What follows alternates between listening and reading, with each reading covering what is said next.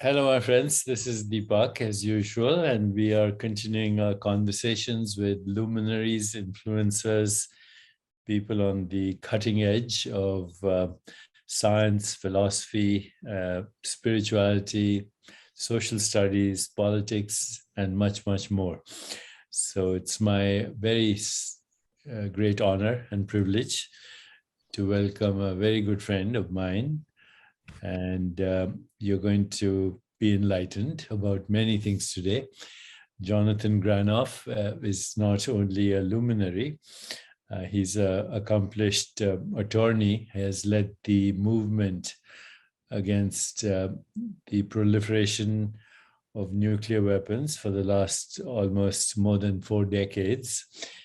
He is a prominent figure in the United Nations, and also has been very involved in supporting Nobel Peace Laureates. And today is our opportunity to mine his expertise in many areas, particularly conflict resolution, peace, the future of planetary well-being when it comes to the elimination of not only nuclear weapons, but everything else that's connected with violence.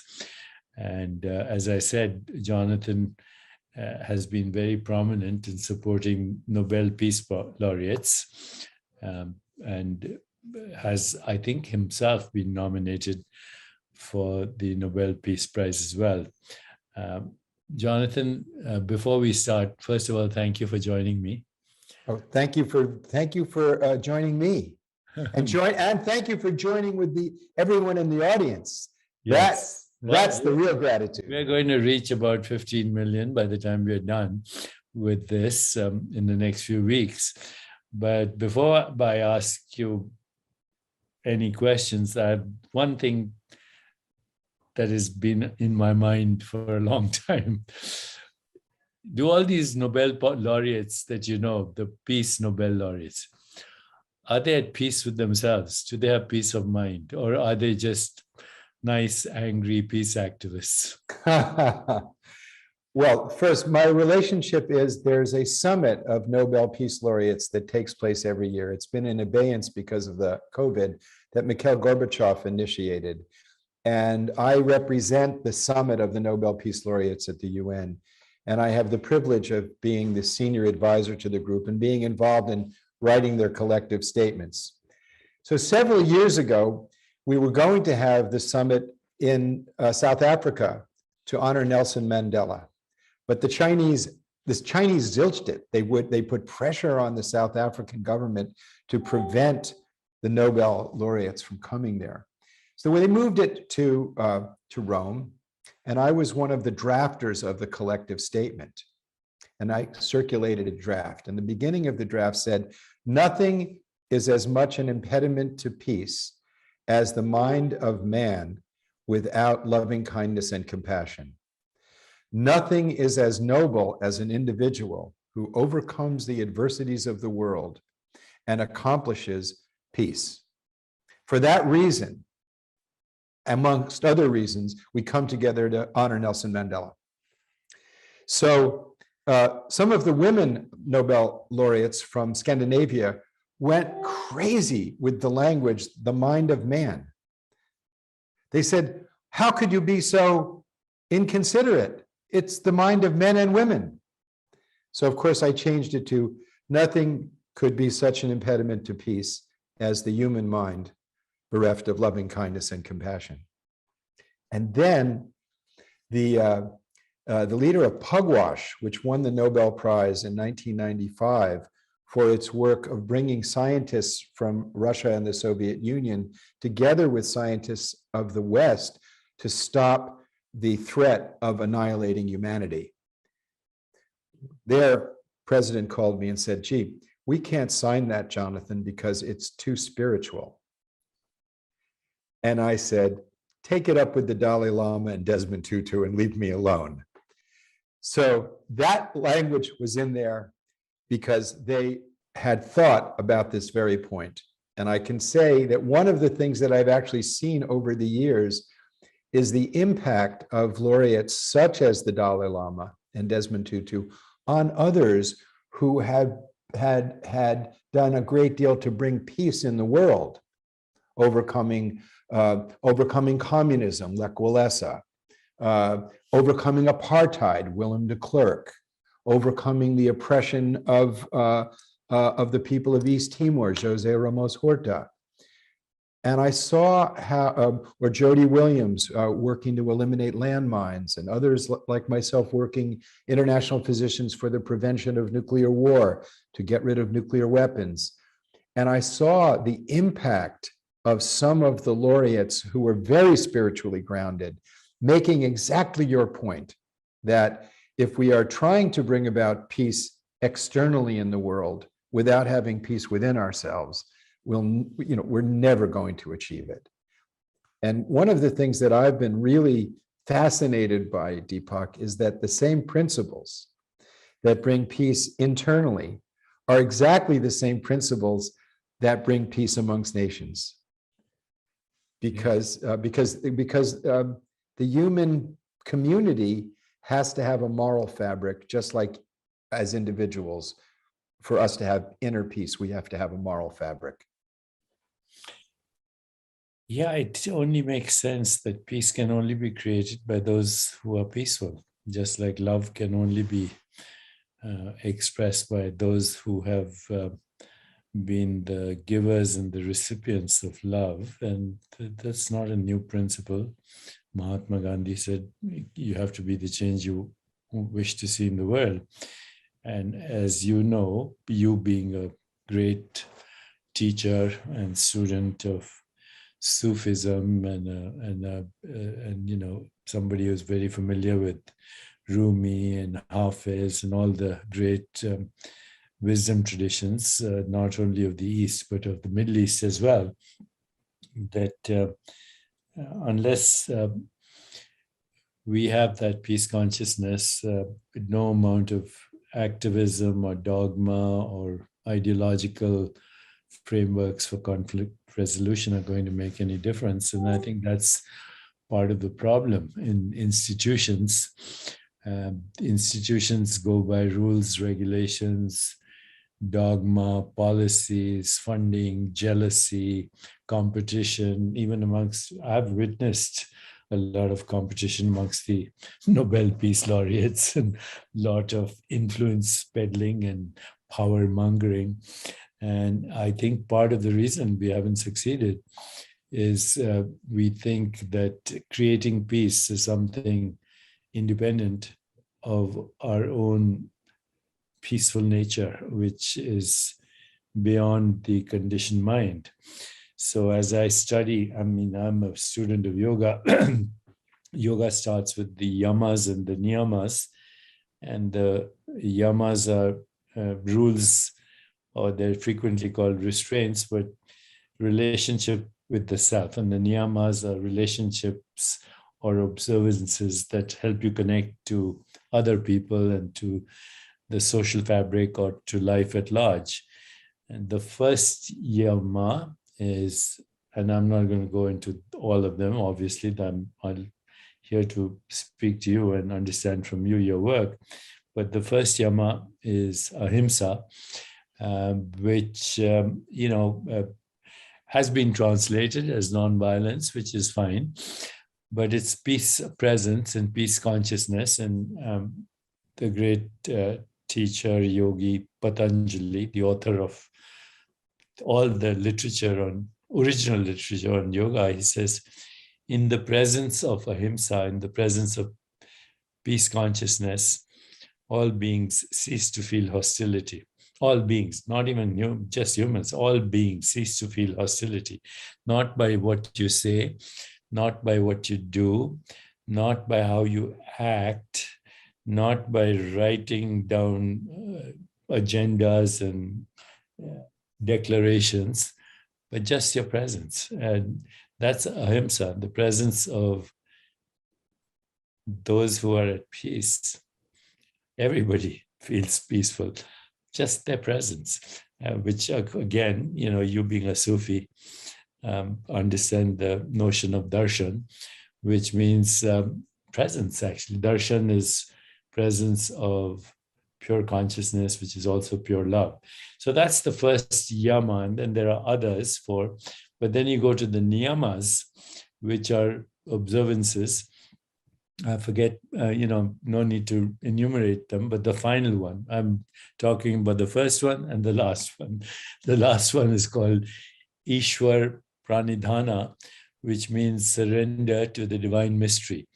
And everything else is in between. I mean, if I have presence of peace and I have surrendered to the divine mystery, that would be the solution for a more peaceful, just, sustainable, healthier, and joyful world. Instead of all this rah, rah, rah all the time that we're engaged in, creating so much noise about peace that even the noise overshadows the presence of peace. So I just wanted to share that with you as where I'm coming from, and I think where you're coming from. But given that we need institutions to raise social fabric, we can't do anything. Tell me a little bit about your efforts for the abolition of nuclear weapons or the containment of it. Why do we still have nuclear weapons? How is it possible that humanity can tolerate mechanisms of death which are so violent, which are so cruel, which are so inhumane that just the fact that we have this still after the atomic bomb that America delivered to the world. And, I was reading the other day the remnants, the memories of one of the pilots who dropped the atomic bomb. I think he either recently passed away or he's in his 90s or whatever. They asked him, I forget his name, what's your memory the day you dropped the bomb? He says, we came to Hawaii and we had pancakes with maple syrup and omelets and sausages or whatever. That's his memory. On the day, 500,000 people were incinerated in less than a few minutes, and the aftermath of that is still there in terms of cancer, etc. Something is very drastically wrong with our humanity that we have to go on a 40-year campaign to not only not abolish nuclear weapons, just to contain them. And in the meanwhile, India starts producing them, and Pakistan, and now Iran, and we kind of mind that while, the original perpetrators of this abominable act against humanity is the United States itself. It's not just the United States. It's there's 8 other nations with these abominable weapons. You asked the reason for it. The reason for it is that although the nations of the world have agreed unanimously in the United Nations system to pursue the sustainable development goals, to protect the climate, to eliminate poverty, to have gender equity, and many other virtuous necessary steps for security.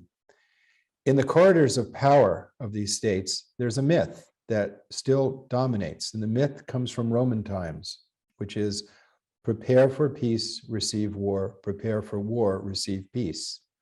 They believe that the assertion of the fullness of military force and power brings peace. So much so that the strategic command people have in recent times expressed the aspiration for what they call full spectrum dominance, completely contrary to the pursuit of strategic stability or the promotion of global democracy.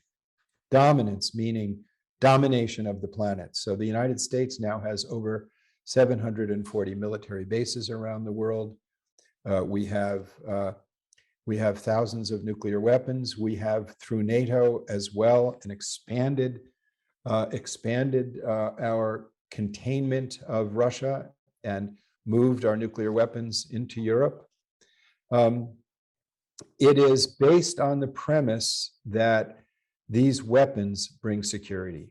And oddly enough, the P5, the permanent members of the Security Council, the Russia, the United States, China, France, and the United Kingdom, recently issued a statement saying that the purpose of the nuclear arsenals is defensive, and yet they refuse to pledge that they will not use them first. First use of nuclear weapons is obviously not defensive. We now know that the science recently has discovered that should less than 1% of the less than 14,000 nuclear weapons in the world were to be used, it would throw at least 5 million tons of soot into the stratosphere and end civilization, not just for the adversary against whom you use the weapons, but your own country. So we've moved from mutually assured destruction to self-assured destruction. So the irrationality of it has to be explained as, I believe, the way Governor Jerry Brown explained it, and Gregory Mattson, the great psychologist, described it, as totemic, as psychological, as almost like a worship of an idol. And it's based on this premise that security is obtained by the assertion of power. So in the current military budget of the United States, even with Joe Biden, he has reaffirmed, and I think people should step back and realize the extent of this, $1.7 trillion allocations to modernize the arsenal. That's an enormous amount of money. That's an enormous pledge of money. And it allows for the institutionalization of adversity amongst these major countries of the world. So it's not just the ongoing threat of human annihilation, but it's the affirmation that we should not see the human family, as the Upanishads say, as one. The reality is the human family is one. And the present day, the myth of the pursuit of security through these weapons has reached burlesque proportions such that the more we perfect the weapons, the less security we obtain. And it's because of the paradigm of how security is perceived. So there's another model that the UN has proposed through several General Assembly resolutions that I think is much more realistic. It's called human security. And I think it goes sort of to the deeper spiritual grounding, which is to love people and use things. So the Nuclear Posture Review of the United States says we have to make sure that the arsenal is safe and secure. There are some really brilliant people suggesting that our policy should be to make the people safe and secure. You have to grasp how distorted the doctrine is. We'll make the weapons safe and secure, but not focusing on the people. So a human security model would say the first duty of all states is to make its people secure. And you cannot bring security to the citizens of any state in the world today without beginning with the premise that the human family is one.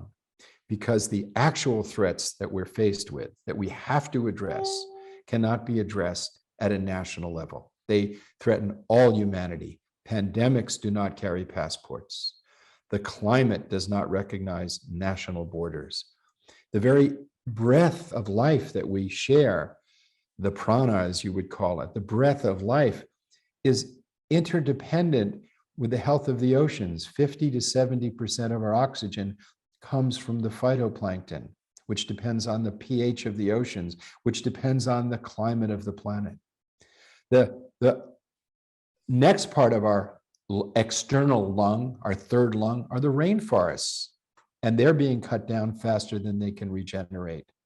The web of life, the biodiversity, the mystery of the great gift of life is being shredded at 1,000 times the evolutionary base rate. And we don't know at what point there's a tipping point where our species depends on other species. If the human species ended, ants would be fine. But if ants disappeared, we have about 3 months because they are essential to our well-being. So we don't know at what point we're putting at risk our own life. But there's a moral issue to me, which is first the truth that the human family is one. that all of us are equal, that all of us have rights, that all of us have a right to security. And the purpose of the state, the creation of the state, is to bring security to its people. And it can't be done at a national level anymore. And it certainly can't be done by institutionalizing the adversity of the threat of global annihilation. We need to have a human security paradigm of security that begins with the premise that because of technology and modernity, our need to cooperate far exceeds any need for the adversity. You know, and the Cold War ended when Mikhail Gorbachev and Ronald Reagan met in 1985 in Geneva at a summit. And at that summit, they agreed on two principles. One principle was a nuclear war can never be won and must never be fought. Now, that is recognized, but the second principle in the same paragraph of their collective statement was neither nation shall seek military superiority over the other. And they then started moving toward cooperation, and that's what ended the Cold War. We're now in a cycle of reverting back to that adversity of the Cold War, and it's very dangerous.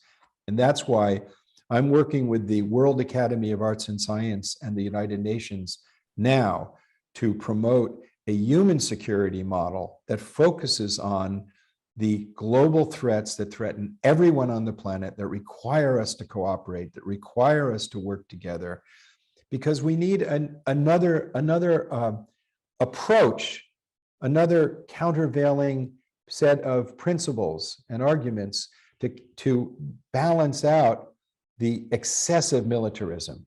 We're not saying that we do away with militaries. We're saying that it's gotten to the point that it's excessive. The US military budget hovers around $770 billion. It was increased by 5% this year by the Biden administration. It was increased over Trump's ridiculous budget. The military budget of Russia is less than 60 billion. The military budget of China is less than 260 billion. So we're spending, the United States is just profligate in this. And I believe that that if we applied the golden rule to our international policy, as by the way, Robert McNamara came to the conclusion about this in his end days, that this was the mistake of Vietnam, that this was the mistake of the Cold War. The same principle of the golden rule, that we have to treat others as we want to be treated, which is universal ethical norm in our personal lives. If we looked at, say, the current tension we're seeing in the world today, imagine if Russia wanted to deploy nuclear weapons in Canada and Mexico. Just think of the Cuban Missile Crisis. What would the United States think? This would be unacceptable to us. Is it so odd that the Russians are concerned that we've expanded NATO by over 15 nations since the end of the Cold War, right up to their borders, and put nuclear weapons surrounding them? Nuclear weapons deployed in Turkey, nuclear weapons deployed in Germany, the Netherlands, that these are our nuclear weapons right in their region, and that we're talking about expanding NATO to the Ukraine and Georgia? Is it odd that they would be disturbed by that? Of course not. But and yet we're now mutually demonizing each other. I think your point, Deepak, that understanding the importance of coming back to our core humanity, what makes us human, the qualities of peace, compassion, the qualities of tolerance, the qualities that bring us together as human beings, turn out to be the same qualities that bring us together with our core self. That anger, falsehood, jealousy, pride, miserliness, greed, fear, not only separate us from one another, but they separate us from our very soul, because the nature of the soul is luminosity, not shrouded in darkness, but shrouded in love. shrouded in compassion. And when we apply those principles, like we did in the Marshall Plan, rather than what we did after World War I, crushing the Germans and reaping the reward of Nazism.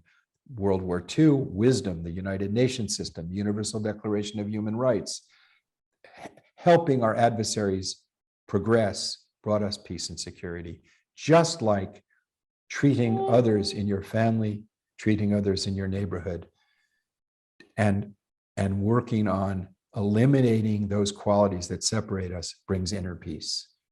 Exactly the same principle. Jonathan, if we look at history, and we can go back as far as we want to the times of the biblical prophets, or we can go back in Asia to medieval times, or we go back to the Dark Ages, so-called, we go back to the 10th century.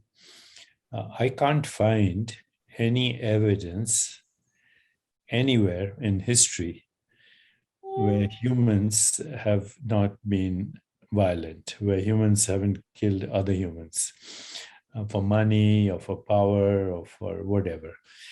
Now we have a situation where we have the same medieval, dark age, tribal, separate, fearful minds, but we have modern capacities, like nuclear weapons, one of them.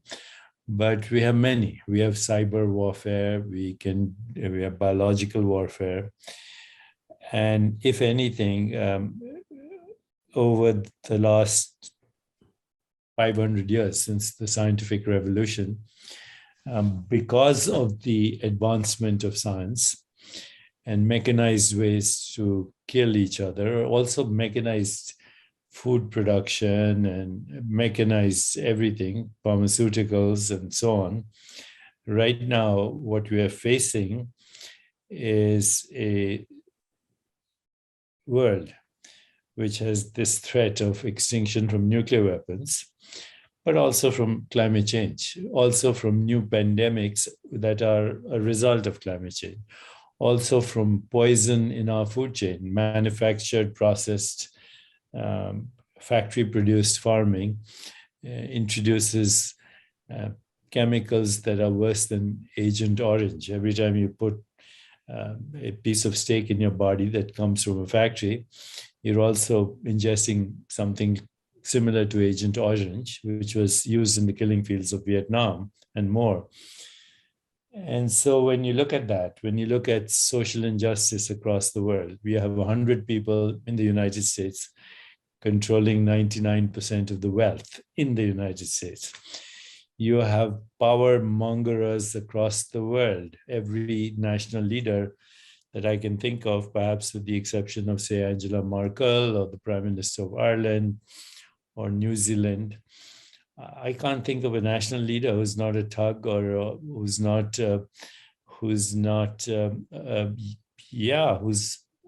couldn't be called a criminal.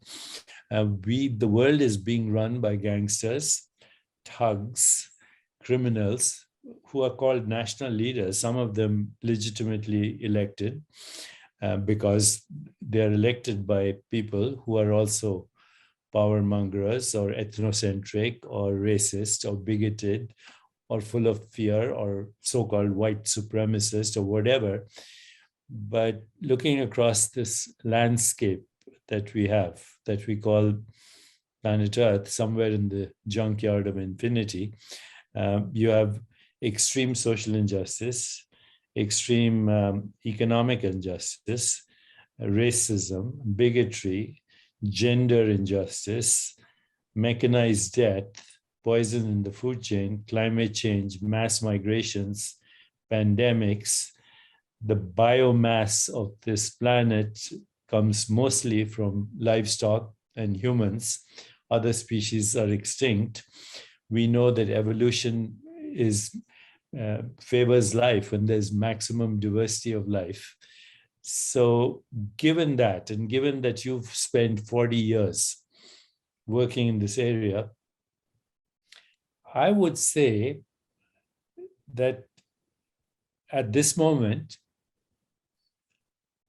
humanity is sleepwalking its way to extinction, and that what we call normal is the insanity right now and the psychopathology of the average.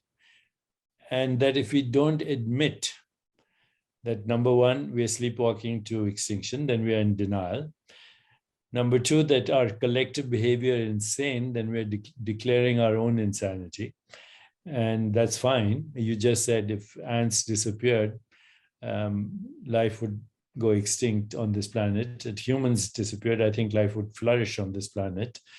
So given this hard work, given the billions and trillions of dollars that have been spent, given the constant bickering and power-mongering and influence peddling and cronyism and corruption that is existing out there, I would say to have hope in this situation, given that we're just recycling old constructs with modern capacities, I think that's an oxymoron. There's no such thing as hope. Either hope is a sign of despair right now, and they go together. I think unless we come up with a creative solution, we don't need hope, we don't need despair, we need creativity. And that creativity is maximized when we fall in love with life. But I don't see that happening. Now I have long ago dissociated myself from these institutions because I don't want to hang out with thugs and villains and power mongers and gangsters who kind of live in palaces and congressional halls and government institutions. I think unless there's a global, distributed, non-institutional, non-governmental, non-military, non-industrial special interests, whether it's industrial military, industrial agriculture, given what is out there, it is foolish and insane in my mind to even work with these institutions. I mean, I love the United Nations, but there's a lot of corruption in the United Nations. You and I know that there are a lot of peacemakers who've been very violent in places like Africa. A lot of UN so-called peacemakers have actually been guilty of violence and rape and pillage. Isn't it time to either wake up and say, guys, it's not working? We need a global solution with people who are at peace with themselves, people who love humanity and are in love with themselves, people who are not interested in power mongering in the name of ego. Unless we create a global movement that reaches a critical mass of higher consciousness, I think we're screwed. And if we don't address that, then we're just kind of recycling the whole thing over and over again. First World War, Second World War, United Nations, Korea, Vietnam, Ukraine, Afghanistan, Syria, Egypt, Libya, this Kazakhstan. It is totally insane. And if we don't agree on that, then just go to the bar and get drunk. Well, I certainly agree with you that the externalization of pride and arrogance by individual leaders is an expression of Thanatos, the death wish. That our economic system is also based on another myth, which is that we can have our major economic driving institutions based purely on the market and have their accounting principles deal with the natural world as an externality and ignore it and report on what they do to the market, but not what they do to the climate, not what they do to our rivers, not what they do to our bodies. So we have an economic model based on infinite growth in a finite system. It's based on the myth of infinite growth. It's based on the myth that the things that we create should be the only point of reference rather than having an economic system in harmony with the natural world. But I beg to differ with you about such a dismal view of human history and human capacity. Ashok, for example, in your heritage from India, brought an end to slaughter and brought ahimsa into practice and was instrumental in the flourishing of the Indus Valley civilization. The great sages and rishis of the region, all of them, without exception, said that the character of our humanity doesn't come from the earth, air, fire, water. It doesn't come from the world. It comes from the intrinsic luminosity of the soul, of what we're born with within, that our wisdom comes from within. An example of that teaching is found in the West with Socrates, who said that education is to draw out the intrinsic wisdom of the soul. Now, I would say personally, with this very dismal view that you pointed out, it is really grounded on the Buddhist first truth, the first noble truth, which is there is a fallen world, there is suffering. And the best you can get out of this is old age, sickness, and death. No one wins if that's your metrics. But the Buddha continues, and the path of liberation is the path of compassion, the path of finding compassion, of feeling the suffering of others as one's own, and then bringing skillful means into action to address it. But if we use the metric, and he never said use the metrics of the world as to whether those skillful means would be successful. And I come back to Socrates. Socrates is condemned by 500 jurors for questioning the mythology of his society. That's what he's condemned for. And on the eve when he's to drink the hemlock, his disciples come and say, we've made your escape ready. And he says, no, because this would be denying the rule of law necessary for the people of Athens. Although the rule of law is imperfect and it's been misapplied to me, I am not at all afraid of dying. I know where my soul is going. I have seen, as Martin Luther King, I've been on the top of the mountain. I've seen it. I'm not afraid. And I'm not really leaving, just my body's gone. And he drinks the hemlock. And he drinks the hemlock in order that you and I can live in a society where we can have this discussion, where we have certain protections by the law, that we don't live completely under the tyranny of the women fancy of tyrants who would kill us for questioning their current abuse of authority. So I think that for personal peace, bringing compassion into action is essential for personal peace, to feel the suffering of others as one's own and addressing it. Ironically, that process, which is really love in action, is what brings inner peace. Without it, if you have the sentiment of love and don't bring it into action, it will wither. And if you try to act without love in your heart, it'll be catastrophic. So the two have to come together. And if you look at the great social transformers in history, and you look at the metrics of the world, look at Jesus. By the time the cock crows, all of his disciples abandon him. And yet he's an example of a towering success, as is Socrates. So just because the laws of international affairs are often violated, the fact is we have even China, which has a system I don't agree with, but they've taken 400 to 500 million people out of abject poverty with caring for their collective people. The fact that there is murder doesn't mean that we throw away the law that prohibits murder. The fact that countries are not operating right now in a way that is sustainable, we shouldn't throw away the nation. We shouldn't throw away our political institutions. What we have to do is bring them to reality, bring them to a sense of reality. Science tells us, as you've pointed out, rationally, we cannot keep destroying the regenerative processes of nature and think we can survive. Nor can we violate the golden rule in the affairs amongst nations and survive.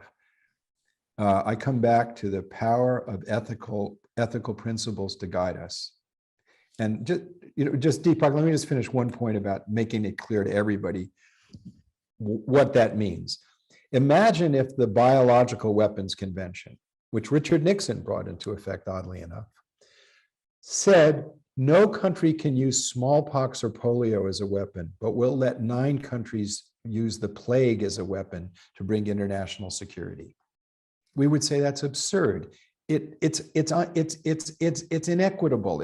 It's immoral. It's crazy. But that's precisely the regime we have with nuclear weapons. So I think that because of people like yourself bringing some wisdom to the public discourse, calling on people to wake up individually and use their moral agency, that we have the possibility of using these technological innovations that humanity has created. But it will only succeed if we go by the principle, love people, use things.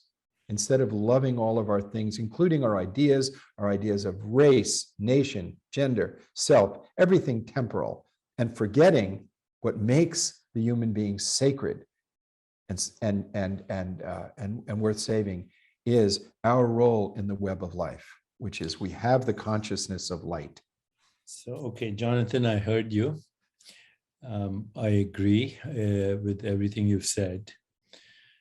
But I have my own misgivings. I look at Socrates, I look at Plato, and Plato was very interesting because he commented on democracy being the rule of the average and frequently, therefore, a psychopathology of the average. He discounted aristocracy as a control mechanism. He favored a republic with statesmen, philosophers as the leaders.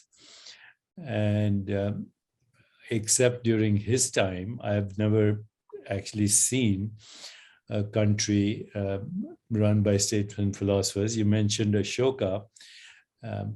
Yeah, he had a reign of a few years, less than a few decades.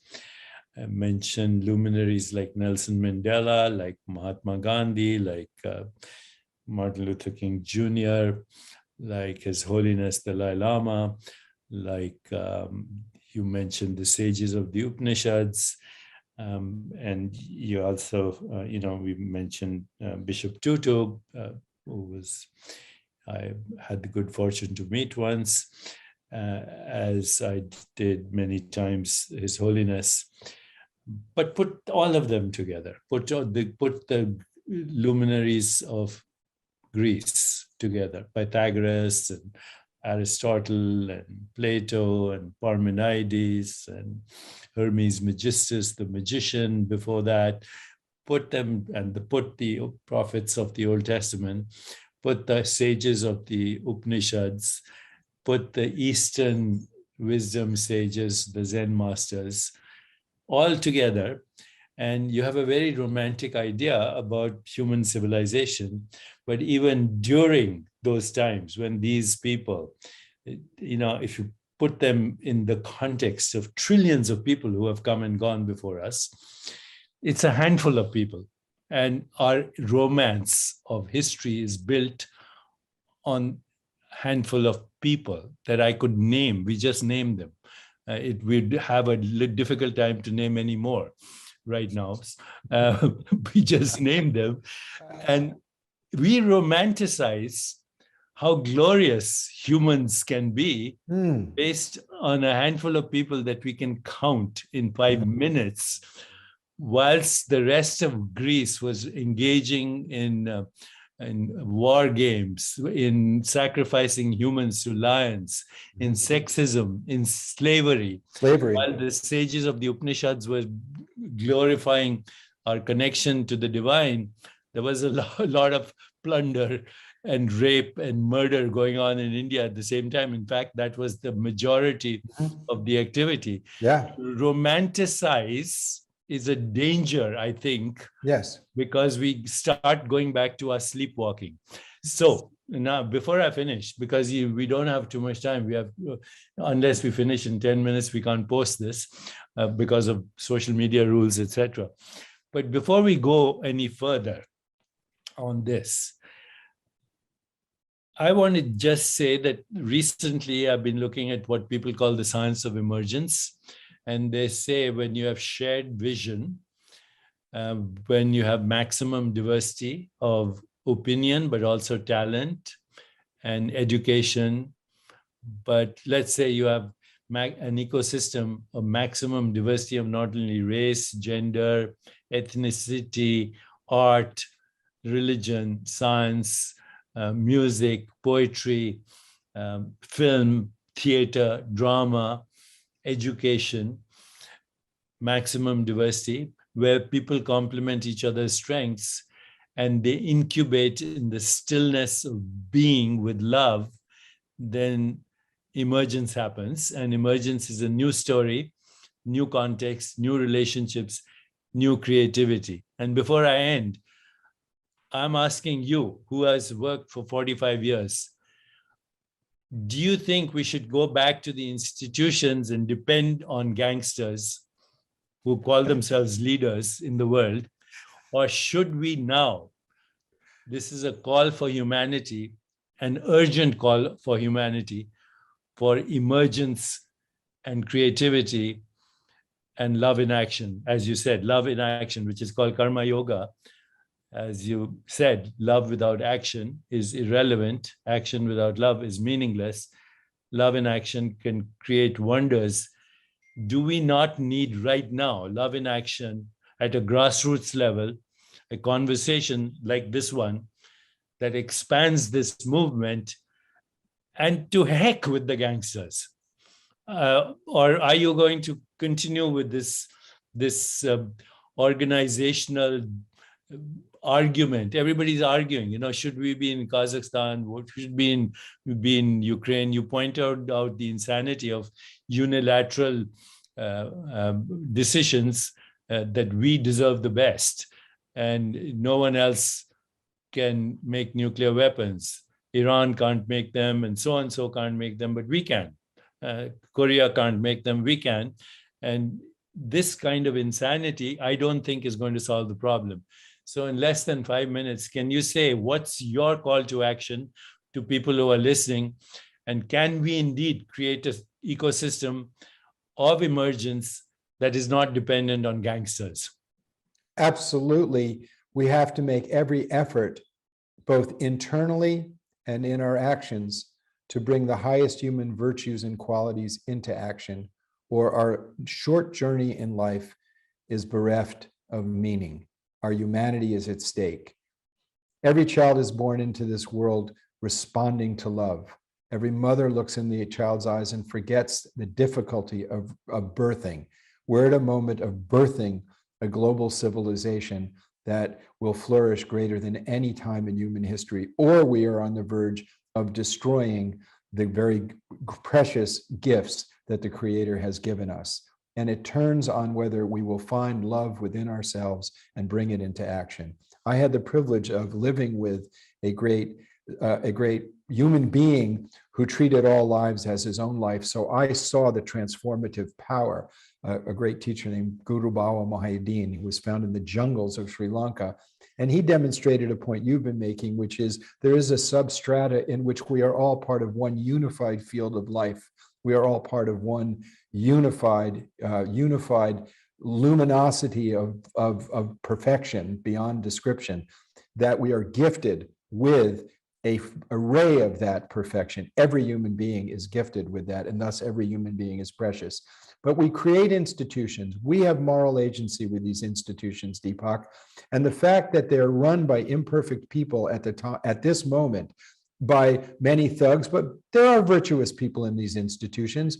We have moral agency with them. To the extent we have them, so you wanted 4 actions. I'll give you 4 actions. First, well, with you and I, let's work on promoting human security and changing the paradigm from military nationalism and destruction of the environment to meeting real human and living needs, because to deal with humans, we have to deal with the web of life. We need to ask every political leader, what are your plans to eliminate poverty? Because we have the ability to eliminate that kind of suffering now. Two, what are your plans to protect the climate? Because that gets into all of the whole relationship to the natural world. And three, what are your plans to get rid of nuclear weapons? Because that means changing the paradigm of security. But more importantly, every one of us can ask ourselves as fundamental every day, have I found the highest love within myself? And am I bringing it into action? And last but not least, coming to this breath and realizing that this breath, this moment that we share is a gift. This breath is a gift of life that none of us create, that we don't have forever, that is precious beyond measure, and that we are sharing. And coming back to this moment of peace, this moment of gratitude, this moment of humanity. So, Jonathan, thank you very much for being my guest today. This is an urgent call right now for humanity. If you want to expand this awareness in the world, keep engaging people at the grassroots level. I'm on board and will do my best to reach critical mass of awareness for creative solutions. But in the meanwhile, this is a moment where I think humanity is on a respirator in ICU, and it's not just COVID that's doing it. Humanity right now is intensive care unit on a respirator, and you're a doctor. The call to action has to be urgent, correct? Deepak, you cited Plato, but he had another disciple, Diogenes. And yes, you sound a lot more like Diogenes than Plato, because Diogenes challenged the institutions and challenged people at an individual level, very much the way Socrates did. And so you're actually very much in that tradition of the importance of each of us as individuals becoming sanctuaries of truth and peace and goodness. That even if all the institutions collapse, we still have to come back to that which created us, and what we are is what we bring there. And let us bring peace there. Start with ahimsa and then surrender to the divine mystery. Very good. If you want to continue this movement, this could be a global movement as long as we keep the gangsters out. Okay. So, and I don't care whether they're Democrats or Republicans or communists or socialists, whatever. Every communist and socialist I've met has a left-wing philosophy and a right-wing lifestyle, and every right-wing Republican I've met is a cunning hypocrite who tells people that they can help the downtrodden while messing with the democracy at the same time. So I think we have to go beyond this now. We need a critical mass of consciousness for a more peaceful, just, sustainable, healthier, and joyful world. Or, as I said, go to the bar and get drunk.